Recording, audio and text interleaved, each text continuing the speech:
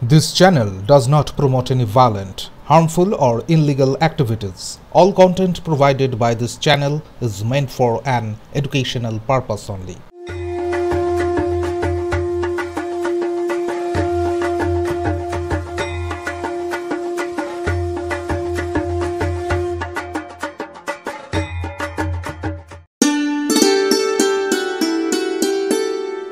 রবিবার ভাঙড়ের কালিকাপুর সর্বজনীনে দুর্গাপুজোর উদ্বোধন করলেন কলকাতার পুলিশ কমিশনার মনোজ ভার্মা। উদ্বোধনী অনুষ্ঠানে তাকে পুষ্পস্তবক দিয়ে সংবর্ধনা জানানো হয়। উদ্বোধন মঞ্চে বক্তব্য রাখতে গিয়ে স্মৃতি মেদুর হয়ে পড়েন সিপি। তিনি জানান, শহরে থাকলেও গ্রামের পুজো তাকে টানে। সেই প্রসঙ্গেই উঠে আসে তার ছোটবেলার স্মৃতি, গ্রামের জীবনযাপন এবং মায়ের কথা। মনোজ ভার্মা বলেন, অনেকে মনে করেন আমি শহরের মানুষ, আদতে তা নয়। আমার শিকড় গ্রামে, ছোটবেলা কেটেছে প্রত্যন্ত গ্রামে, এখনো আমার মা সেখানেই রয়েছেন।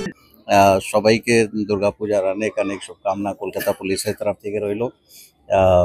আমরাও গ্রাম থেকে আছি, আমার মা এখনো গ্রামেই থাকেন। তো এখানে হয়তো এদের মন হবে দেখ আমরা শহরে থাকি, বড় পদে আছি, কিন্তু সেরকম কিছু নেই।